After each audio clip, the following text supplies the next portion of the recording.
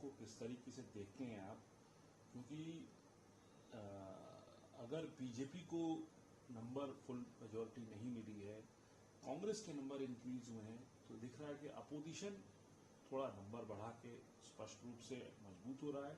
वहीं एनडीए ने भी अपनी सरकार बचाने में वो कामयाब रहे हैं। आप नतीजों को कैसे? देखिए, एनडीए और इंडिया अलायंस गठबंधन के बीच में जो अंतर है वो मात्र 30 सीटों का ही है। और इस जनादेश को मैं इस प्रकार से देखता हूं कि जनता ने भाजपा को एक नैतिक हार दी है, विशेष रूप से प्रधानमंत्री मोदी जी को, जो स्वयं वाराणसी में कई राउंड में पीछे चल रहे थे। अंत में उनकी जीत निश्चय ही हुई, लेकिन इस जीत में जीत का मजा नहीं है। और उनके लोकसभा क्षेत्र के आसपास जितने भी लोकसभा और अन्य क्षेत्र हैं, उन सभी में भाजपा हारी है। प्रधानमंत्री मोदी जी जो निर्वाचन की शुरुआत में 400 पार का आंकड़ा दे रहे थे, आज उनको देश की जो ये आवाज है उसको समझने की कोशिश करनी चाहिए। और देश के जो अपेक्षा है कि अब भड़कावे की राजनीति नहीं, अहंकार की राजनीति नहीं, व्यक्तिगत छवि की राजनीति नहीं, वास्तविक रूप से देश में जो समस्याएं हैं, आर्थिक, सामाजिक, राजनीतिक, प्राकृतिक, इन समस्याओं पर यह सरकार काम करे।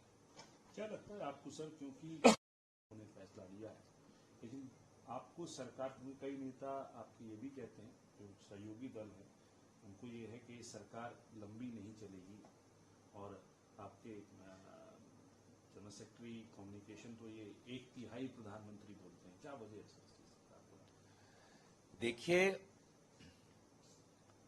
इस सरकार के दो महत्वपूर्ण स्तंभ जेडीयू और टीडीपी हैं। निर्वाचन के समय प्रधानमंत्री मोदी जी ने कांग्रेस की मैनिफेस्टो को लेकर बहुत झूठ फैलाया। मैं आशा करूंगा कि वो टीडीपी का भी मैनिफेस्टो पढ़ें।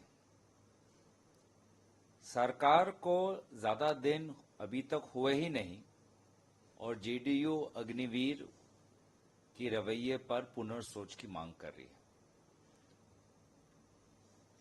यूसीसी को लेकर आज सरकार के स्वर में स्वर मिलाकर बात नहीं कर रही। क्या प्रधानमंत्री मोदी जी में वो खूबियां हैं कि विभिन्न दलों के नेताओं की बात सुने, उनसे विचार विमर्श करें, उनसे परामर्श लें? मुझे नहीं लगता। और इसीलिए शायद मेरे दल के कुछ राजनीतिक रूप से अनुभवी व्यक्तियों ने इस सरकार के 5 वर्ष के कार्यकाल पर विभिन्न प्रश्न उठाए। सर, इसके अलावा कैसे देखते हैं आप, कितना बड़ा चैलेंज है ये कहा जा रहा है कि कहीं ना कहीं मुद्दे इस चुनाव में रहे जिन्होंने काम किया इंडिया अलायंस के लिए।